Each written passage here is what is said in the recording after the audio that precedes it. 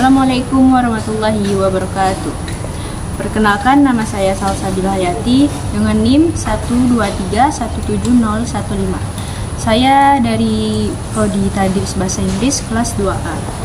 Baik, pertama-tama yang terhormat Bapak dosen Dr. Ahmad SAG MAG serta asisten dosen Bapak Ferianto SPDI MPD. Baik, di video ini saya akan menyampaikan materi tentang kedudukan hadis terhadap Al-Quran. Bagaimana sih kaitannya atau kedudukan hadis ini terhadap Al-Quran dan apa saja fungsi hadis ini? Yang pertama itu kedudukan hadis. Kewajiban mengikuti hadis itu sama dengan kewajiban kita mengikuti Al-Quran. Karena Al-Quran merupakan sumber hukum pertama di dalam Islam dan hadis yang sama pentingnya seperti Al-Quran yang merupakan sumber hukum kedua.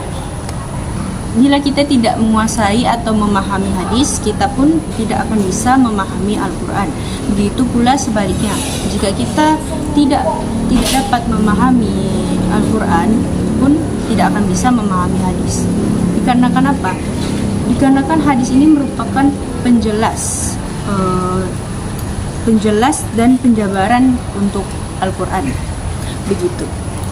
Di antara Al-Quran dan hadis ini memang memiliki kaitan yang sangat erat. Yang satu sama lainnya tidak bisa dipisah-pisahkan atau berjalan sendiri-sendiri. Selanjutnya, kedudukan hadis dalam Islam tidak dapat diragukan dikarenakan terdapat penegasan yang banyak. Misalnya di dalam dalil Al-Quran, di dalam surah Ali Imran ayat 32 yang bunyinya Qul ati'ullaha wa rasulah fa in tawallaw fa innallaha la yuhibbul kafirin. Yang artinya, katakanlah, taatilah Allah dan Rasulnya.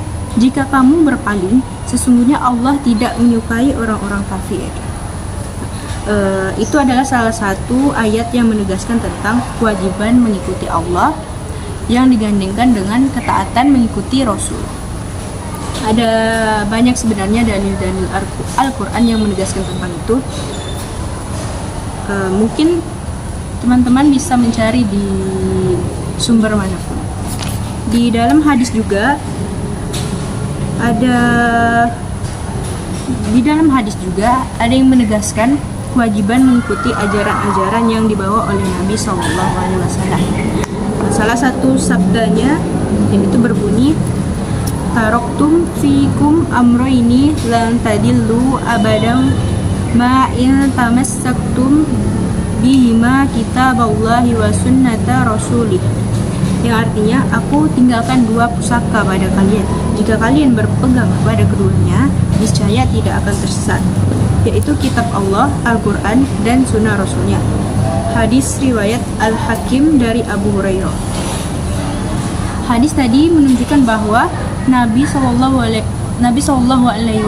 diberi Alkitab, yaitu Al-Quran dan Sunnah, dan mewajibkan kita berpegang teguh pada keduanya, serta mengambil apa yang ada pada Sunnah seperti mengambil pada Al-Quran. Masih ada juga hadis lain yang menegaskan tentang kewajiban mengikuti perintah dan tuntunan Nabi. Selanjutnya kita lanjut ke materi kedua, yaitu fungsi hadis terhadap Al-Quran. Ada 3 fungsi hadis terhadap Al-Quran. Yang pertama itu ada bayan at-tafsir, kedua juga ada bayan at-takrir, dan yang terakhir ada bayan an-nasr.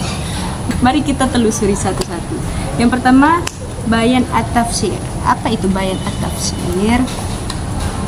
Bayan at-tafsir adalah fungsi hadis yang menerangkan ayat-ayat yang sangat umum, yang global, gitu ya. Fungsi hadis dalam hal ini adalah memberikan perincian dan penafsiran terhadap ayat-ayat Al-Quran yang masih umum, memberikan takyid ayat-ayat yang masih mutlak, dan memberikan taksis ayat-ayat yang masih umum. Maksudnya bagaimana? Nah, contohnya begini, di dalam di dalam salah satu hadis yang memberikan takkid ayat-ayatnya masih mutlak, salah satu ayat Al-Quran yang ditakkid oleh hadis itu adalah Quran surah Al-Maidah ayat 38 yang bunyinya wassariqu wassariqatu faqta'u aydiyahuma jazaa'an bima kasaba nakalam minallah wallahu azizun hakim. Artinya laki-laki yang mencuri dan perempuan yang mencuri, potonglah tangan keduanya sebagai pembalasan bagi apa yang mereka kerjakan dan sebagai siksaan dari Allah, dan Allah Maha Perkasa lagi Maha Bijaksana. Ditakkid oleh hadis yang berbunyi la tuqta'u yadus sariki illa fi ruba'i dinarin fasaida, yang artinya tangan pencuri tidak boleh dipotong, melainkan pada pencurian sebilai atau seperempat dinar atau lebih. Hadis riwayat muttafaq alaih menurut lafaz Muslim. Maksudnya apa? Hadis ini maksudnya memberikan batasan. Ini di dalam Quran surah Al-Maidah tadi kan laki-laki yang mencuri dan perempuan yang mencuri, potonglah tangan keduanya. Nah, yang dipotong itu bagaimana? Maksud di ayat ini kan tidak jelas gitu. Maka ditakkid atau diberi batasan oleh hadis yang artinya tadi tangan pencuri tidak boleh dipotong, melainkan pada pencurian seperempat dinar atau lebih. Terus contoh lainnya ada hadis yang berfungsi untuk mentaksis keumuman ayat Al-Quran. Yang ditaksis itu Quran surah An-Nisa ayat 11 yang bunyinya yusikumullahu fi auladikum lil idzakari mislu hazzil unsayain. Artinya Allah mensyariatkan bagimu tentang pembagian pusaka untuk anak-anakmu, yaitu bagian anak laki-laki sama dengan bagian dua orang anak perempuan. Surah An-Nisa ayat 11 itu ditaksis. Maksudnya ditaksis adalah diberi penjelas akan pengecualian satuan makna, maksudnya di dalam itu ya. Ditaksis oleh hadis yang bunyinya la yarisul qatilu minal maktuli syai'a. Artinya pembunuh tidak berhak menerima harta warisan. Hadis riwayat Ahmad. Begitu.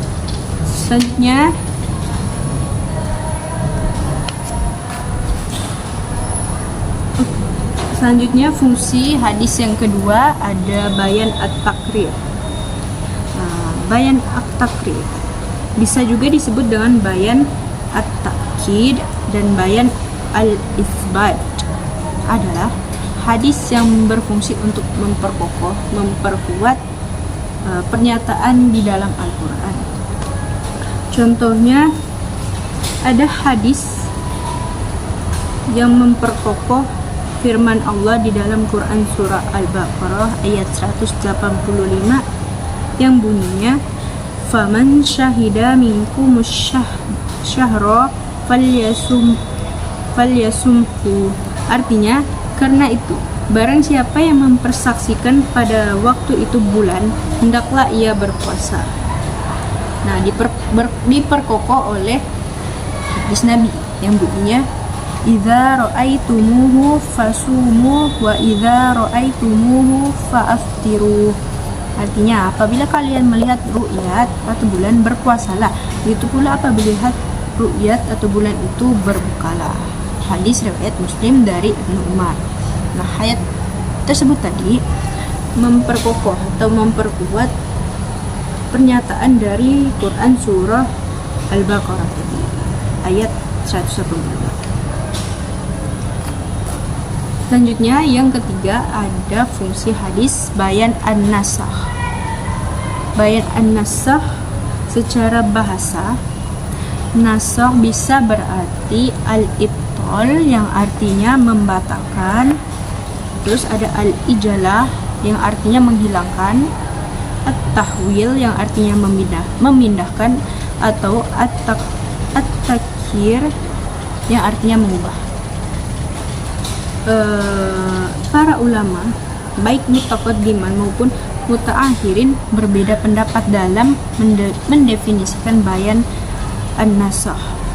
Nah, di sini ada ulama yang memperbolehkan adanya nasakh hadis terhadap Al-Quran.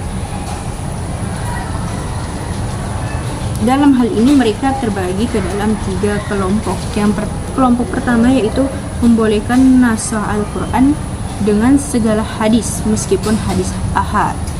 Pendapat ini diantaranya dikemukakan oleh para ulama mutaqaddimin dan Ibnu Hazm serta sebagian besar pengikut Zahiriyah. Kelompok yang kedua yang membolehkan menasakh dengan syarat hadis tersebut harus mutawatir. Pendapat ini diantaranya dipegang oleh Mu'tazilah. Terus kelompok yang terakhir yaitu kelompok yang ketiga, ulama yang membolehkan menasakh dengan hadis masyhur tanpa harus dengan mutawatir. Pendapat ini diantaranya dipegang oleh ulama Hanafiyah.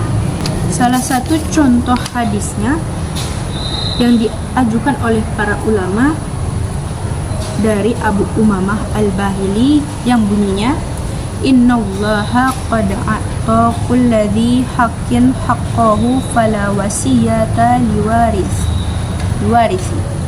Artinya, sesungguhnya Allah telah memberikan kepada tiap-tiap orang haknya masing-masing, maka tidak ada wasiat bagi ahli waris. Hadis ini tadi menurut para ulama menasakh isi Al-Quran surah Al-Baqarah ayat 180 yang bunyinya, kutiba alaikum idza hadara hadakumul mautu in taraka khairan ilwasiyatu lil walidaini wal aqrabina bil ma'rufi wa fi haqqan 'alal muttaqin. Yang artinya diwajibkan atas kamu apabila seorang di antara kamu kedatangan tanda-tanda maut, jika ia meninggalkan harta yang banyak, berwasiat untuk ibu bapak dan karib kerabatnya secara ma'ruf. Ini adalah kewajiban atas orang-orang yang bertakwa.